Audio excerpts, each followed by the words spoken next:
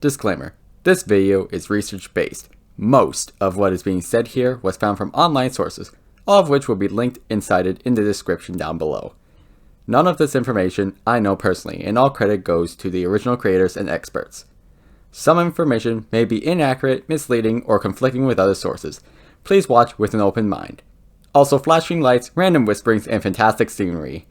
Your ears do not deceive you. Canada is a beautiful country. What'll Canada look like 30 years from now? When the calendar hits 2050, they have their own way or ways of migrating. Where does this pollution come from?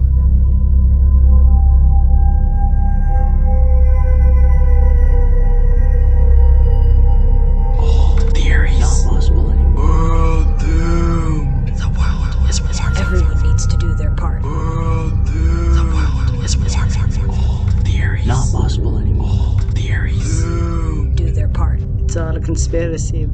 They're all trying to scare us. Shut! Just shut! God, my voice was strange back then. That's right, we're back, and it's only been 2 months since the last video. That's improvement. Right? Well, regardless, it's time that we talk about climate change. Why? Because it's a trending topic that everybody likes to talk about. Also, school says so. Woohoo, another video like this. We're not bored of these yet, are we? Before we begin, a quick review. Climate change. Definition: long-term shifts in temperature and weather patterns. Example: the warming and cooling of a specific region. Global warming. Definition: the current rise in the average temperature of the Earth's atmosphere and oceans worldwide. Positive impact? Wait, what? There's a positive impact? Negative impact: warms the Earth, melts ice and snow, and can turn into our doomsday. Save the polar bears! As we all probably know, this has been going on for a while now, and oil companies, the ones producing those fossil fuels, gasoline, and other chemicals, and distributing them all over the world, are the ones who discovered global warming and the greenhouse effect. Thanks for that, guys! Now we're going to hate on you for the next several decades! For more on oil companies who discovered fossil fuel burning and the greenhouse effect, check out this video by this guy! This happened around the 1980s. For retrospect, that's about 4 decades ago. Sorry if I made you feel old. And only within the last decade and a half have we been aware of this critical situation. Before that, we thought it wasn't so serious. But as of now, we know of otherwise. And now for everybody's favorite part of the video. White Boy time, with your host, the Hidden Player. So global warming works in a very specific way. It is very simple. You see, we have these fossil fuels that get captured by plants and are morphed into oxygen.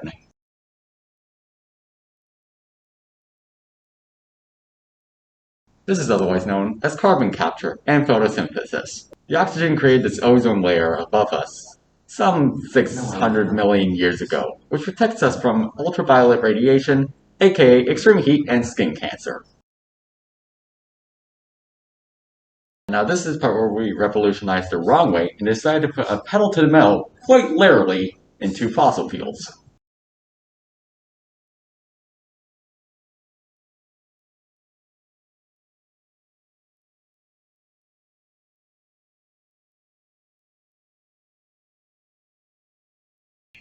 We burn fossil fuels with things such as cars, airplanes, power plants, burning waste, which I decided to not draw for some reason, and much more, which leads to more carbon dioxide and other GGs going up into the atmosphere. And this is the part that I like to call the popping of the bubble, because what happens when CO2 hits the ozone layer? Creates these little cracks.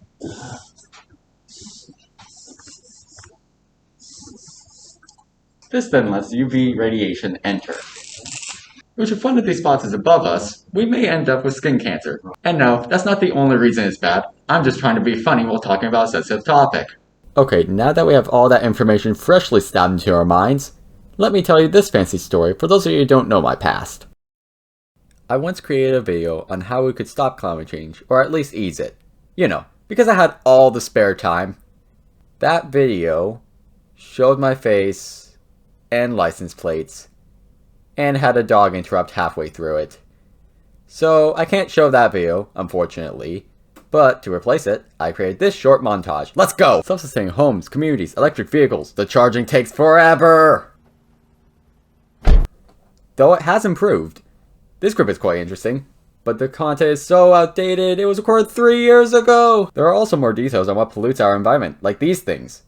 Then I created a project based off of that video, and had ways to solve global warming, such as solar, wind, and hydro energy sources. And just to wrap everything up, start gardening if you want to survive, kids! And now that I've told you all that, let me tell you this. Ha ha ha ha ha! I've wasted so much time because it's all pointless! We're doomed even if we are to do all that. Alright, I'm out. Bye. I may be an optimist, but this is serious. Okay, so maybe we're not doomed, but it's going to look pretty sketchy in the next upcoming decades. The funny thing is, even if we were to completely stop emitting fossil fuels right now, the Earth would still be warm for the next 2 or 3 decades, because oceans have stored some of the heat, energy, down in deep, deep, dark depths. I don't mean this deep dark, I mean this deep dark, which is much scarier. Yeah, wait, so it's impossible to stop the warming? No, it's not impossible, just complicated. Like training a rabbit. Not impossible, just complicated. Slowing climate change is the ultimate goal, but I thought if we stopped it, the Earth would still warm for many decades. Also, that sounds amazing. Well, yes, but yes. The Earth is going to warm for a while, regardless if we take action or not. It's just a case of if and when we take action, how bad it's going to look. According to Kurzgesagt,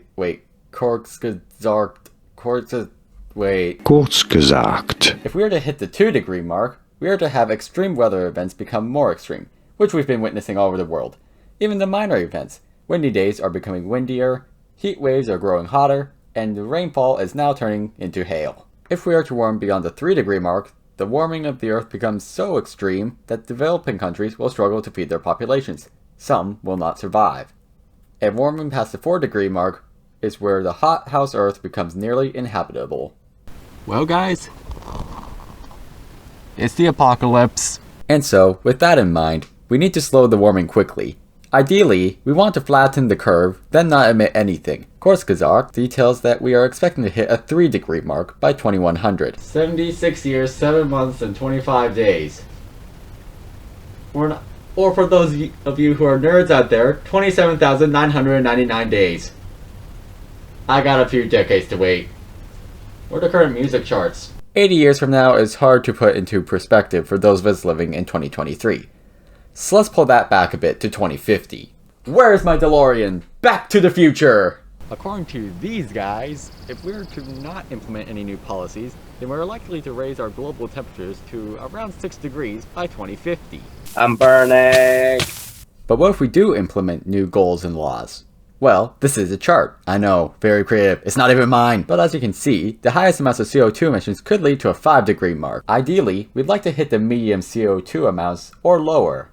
With the new technology we have today, that should be easy. Ha ha ha, you wish. Hey, government.